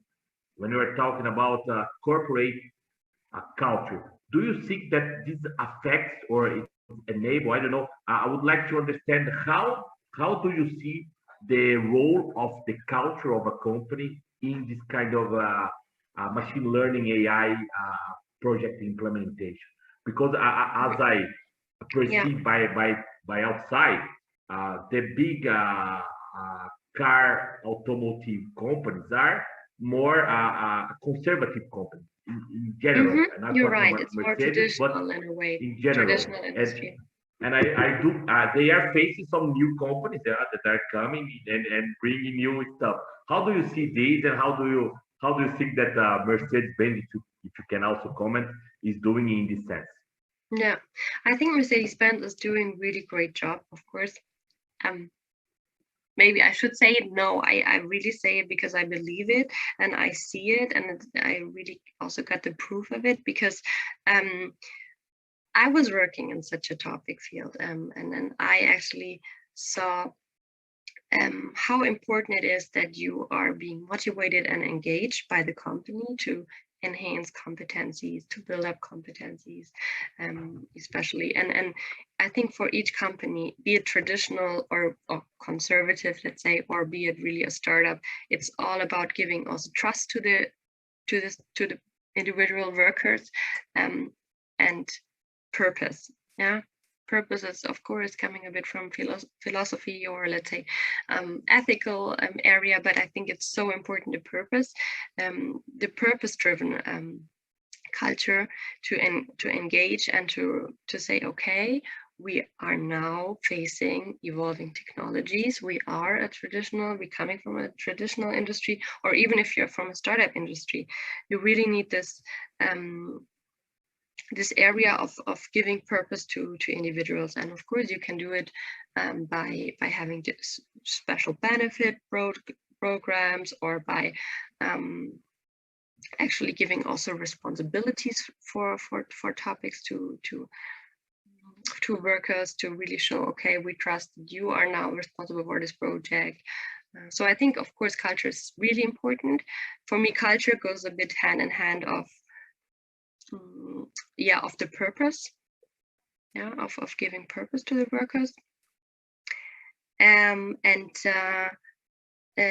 think culture should also come not only from, let's say, the company, but then also from the outside, let's say if you're a worker, it comes from the company, but it should also come from you, from yourself so the attitude you have is also reflected in the culture. So you cannot only say, oh, the company is responsible, how the culture is, how we feel. No, it's also about you. It's a mixture of both, let's say, areas, but of course it's also important that your attitude is actually also meeting a proper culture, and a meeting maybe also proper motivation behind. This is what I discovered. Oh, yeah, and I do believe I agree with you, and because I think that the main companies worldwide are looking for leaders on this transformation, because this transformation is not an easy task for anybody. It's when we're talking about bringing more technology, bringing a data-driven culture, when we're talking about AI projects that would change the way that decision makers do their own decisions, because in the past they did it by their gut feeling, but their understanding of the marketing, and now they are bringing. I think we have much more data, we have much more tools and capability to do it differently. Yeah. Exactly, and I think it's actually a good development, let's say a good trend. Not only a trend, it will be in fact the daily business to have database decision making in place. And I think it's also important because if you look at decision maker levels, of course they need to have data in order to have at least then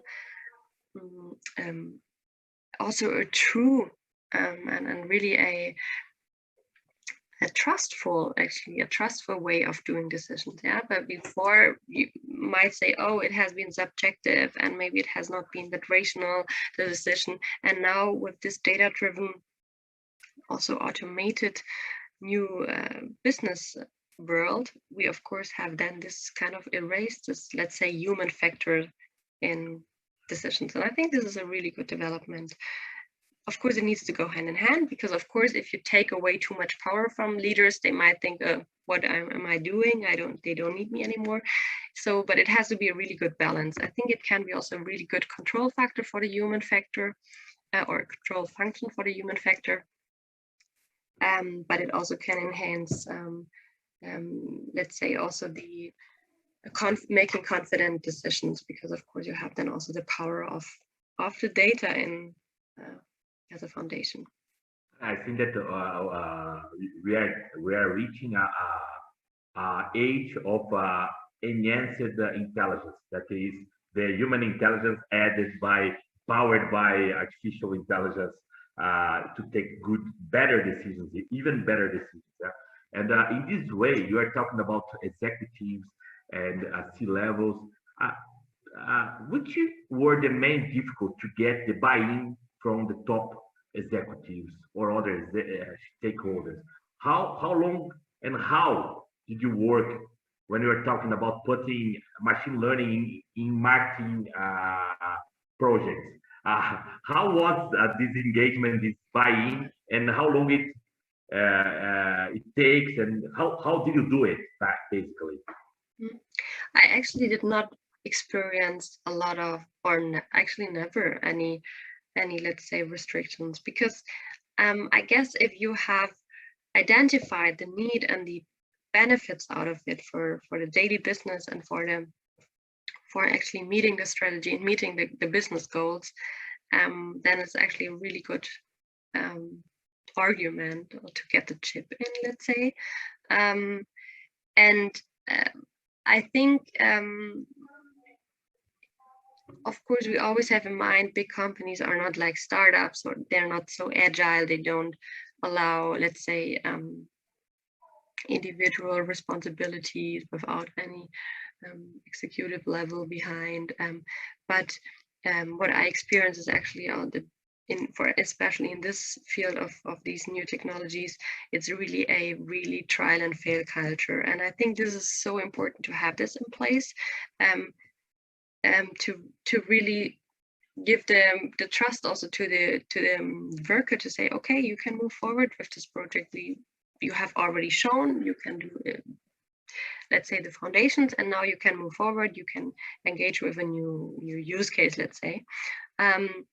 And then if the use case is not working out, that's okay. But if you don't try it, you don't know. So that's really important to have this attitude in all different business scenarios in place, this trial and fail culture. I guess Europe is known as, don't do any mistakes. Just, you have one shot, and this shot needs to, hit the goal. But I guess we are also, what I discovered, I'm not only speaking for Mercedes-Benz, I'm speaking really for a lot of companies that I've been working with. They really have a new attitude for testing also new technologies, testing new use cases, let's say, also, and having maybe this, let's say, more North American style of engaging customer. And this is actually then also an important factor of the engagement of the workforce, because since the competencies are very complex, of course, depending also on the different area they're working, but most of the time it has been really complex. And then, of course, you do mistakes. That's normal. That's human. But then to really have it also the back and to say, okay, that's totally fine, because we're all going into a green field in the end. Yeah. And this is why I can really support to not only looking for startups if you are working in this field, but also to really go into the big companies, because they're really open to push this forward. They might also, at a lot of companies, they have also different it's like sub companies. They're specifically working on this topic, so they're also really engaging here and trying to have also new collaboration models. Very agile. This is great. I don't think that all big companies have the same thoughts, but I do agree that depending on the industry, and depending on. But I see how the culture of Mercedes-Benz is well oriented for this new moment that we are considering. By your speech, you are talking about that there is a trial and error understanding. This is important, this we need to do, and we are learning. Everybody is a green field, and based on what we're talking, and there is one thing that you mentioned, that it's a complex field. It's a complex set of skills. And do you think that is there a lack of prepared professions to lead and also to execute AI machine learning projects in Germany, as we are facing in Brazil or in other parts of the world?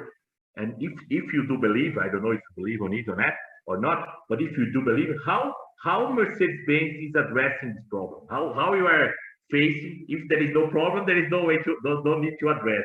But I don't know if. Wait, you meaning like facing a lack of or missing I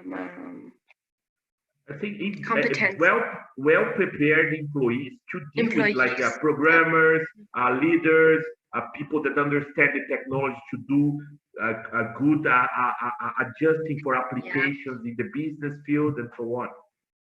No, I guess we're maybe on the same page as in Brazil. Not like, I don't know how it is in Brazil, but what you were saying, of course, there's a need to build up competencies and to build up the amount of really well qualified, good qualified workers in this field.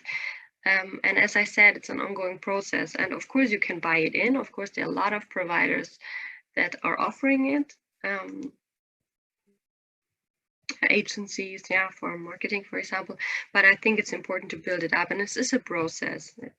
It's not happening in 1 year or 2 years. It also depending on the practical process projects you have. It's so important to not only think about now building up theoretical knowledge if you have different webinars available, but it's really also about having then the combined education with practical use cases. And this does not apply for every team or every department in the same speed of time, of course not. So of course it's an ongoing process.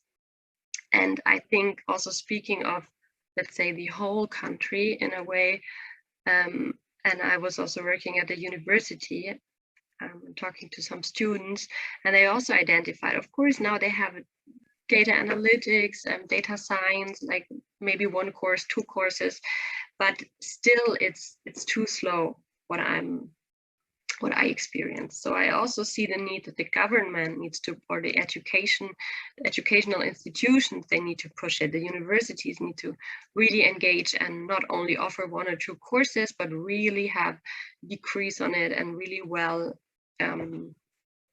also well developed.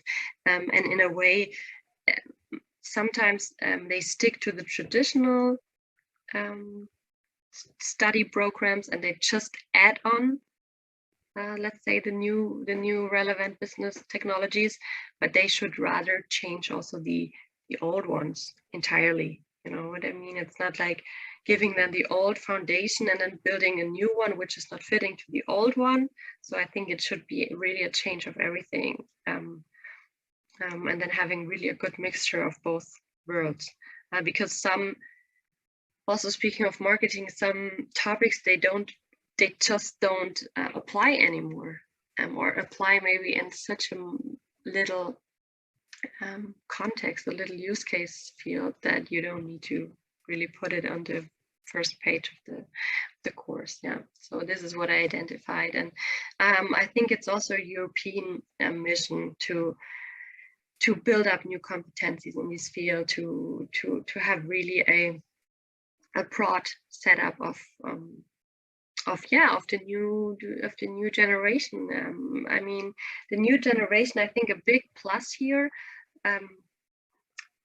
also looking at the workforce. I guess if you started working 30 years ago, you could have just learned one thing and then maybe did some add-ons or some qualifications, but in the end it was sufficient. But now the generation that started now 5 years ago, maybe they are used to change jobs, not only to change jobs and companies, but also to change qualifications and to really be where we are down. I think this is such a good soft skill that really improves the enablement and the setup of the hard skills that are required. So I think this is a really good positive outlook into the future, that we know that this mindset is actually a generation mindset we have. It's not only a mindset, it's also a prerequisite, because technology is so fast moving, and also companies and industries. Some industries will appear, some industry will disappear. So the new career generation needs to be very agile and to adjust. But they want it, so they're very confident with it. Whereas maybe when you're used to do your job and you're not that flexible, it might cause some other issues. But that's great points. I agree with all of them. I see that there is a moment. It's a new age that we're living right now, with people that are born in the old one, need to adapt, and the digital natives are not looking to the problem as the people that lived before it, and it's a very complex moment that we're living in, and it's good. I have the chance. I think that I didn't tell you when we were prior discussing this presentation and interview, but I worked for 1.5 years in Germany, and I know that German as a culture has a long-term planning with many of these way to think about how to do it in a process. It's the data culture. The data culture is already something that is embedded in the German culture somehow. In a way, yes. Statistics, yes. and sticking to the numbers, being accurate. I guess this is a good example. And that I mean that even with that, there is new things coming on. And I think that no culture would be fully prepared, and we need to adapt. Everybody has to do your own adaptation to adapt with this, all the things that you were mentioning, and I completely agree.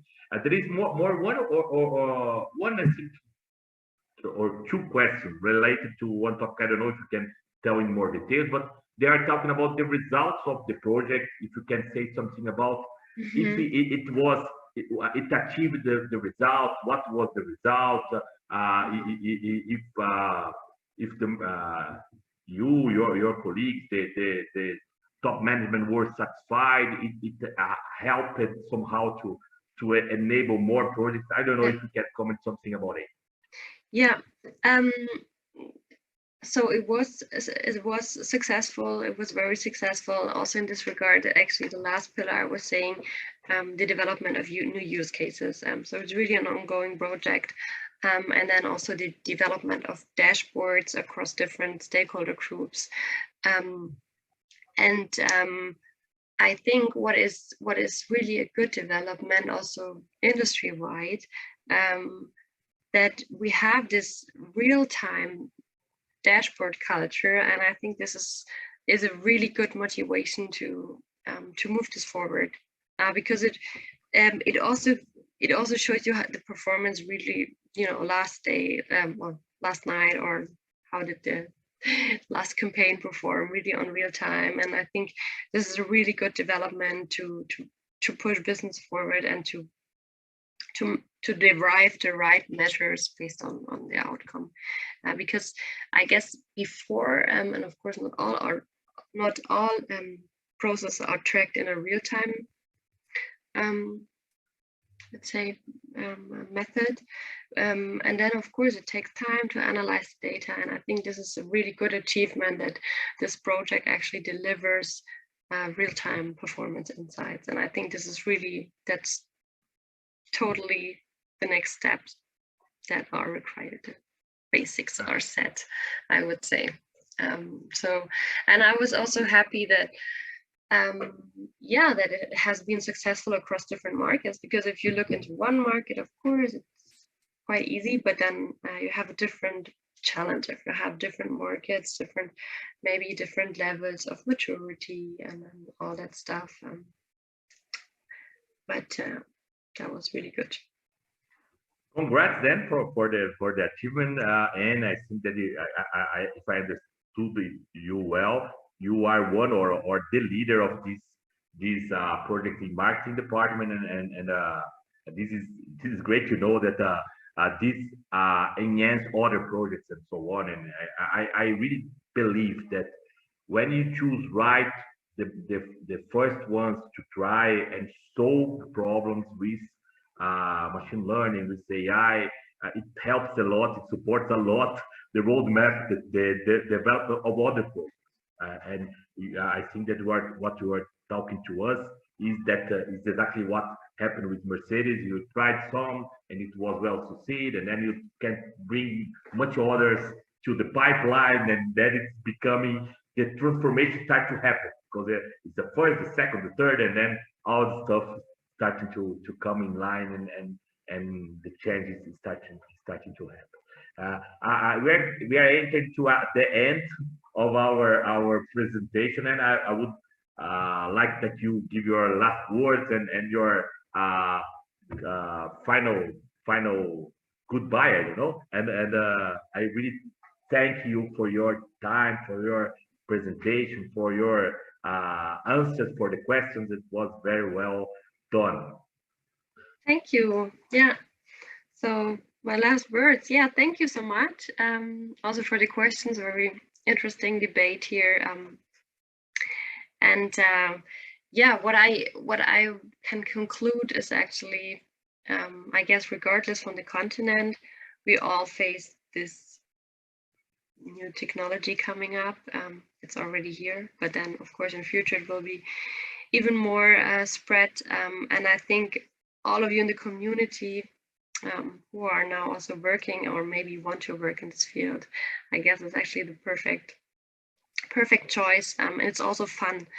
So it's fun to build up competencies and to not only engage or create new customers, but then also to engage your colleagues and to engage also, yeah, your boss, for example. So it's really cool, and I can only admit that I really enjoy working in this field, and this is why I'm also now conducting research in this field to have also different point of views.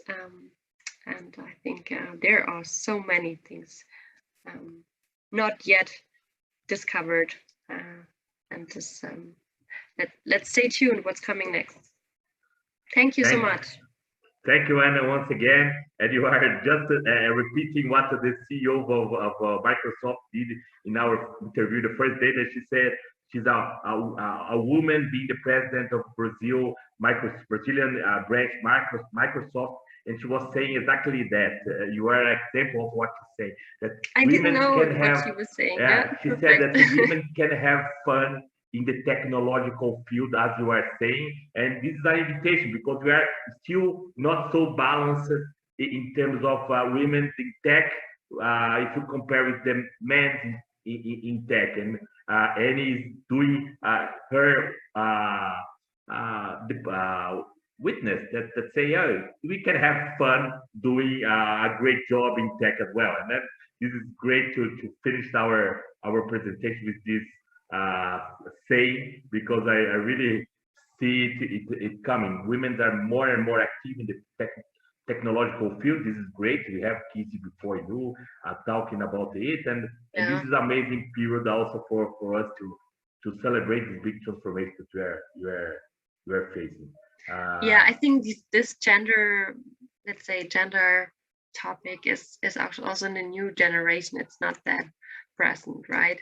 They're all doing what they want to do. There's no like pre-selection of job fields.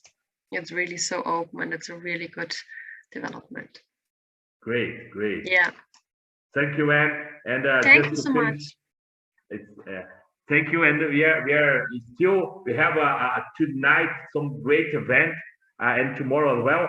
Just don't forget to make your check-in, your daily check-in. You are going to receive the full certificate of how many days you have been part of our event. It will be very interesting. And also you can concur for a prize at the end. You have every day. Today we are going to say who won for the prize for today. And tomorrow we have two ruffles, and then you can concur yet, and then just don't forget to make your check-in. And keeping on gifting, we also have many great content for you for free in our webpage. If you go there in www.i2ai.org, you can see there our ebooks. This one, machine learning, demystifying machine learning, is a great one. You can download for free there in our website, and it's another gift that I2AI has for the community. Last but not least, in the evening, we are going to have Dev Karan Maletia.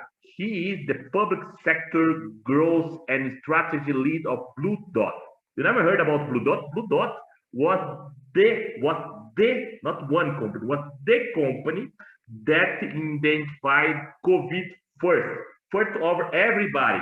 No institution worldwide knew about COVID before Blue Dot. And how they, a small, I would say small startup compared to with big other institutions, they use artificial intelligence, they use the best technology for doing so. And then Dev Karan Maletia will talk a little bit about this achievement and many others in our tonight at 7 p.m. Brazilian time. Okay, I hope to see you there. I'm going to be there as well, and see you in the next episode of this event. Bye bye. It was a pleasure to be here with you.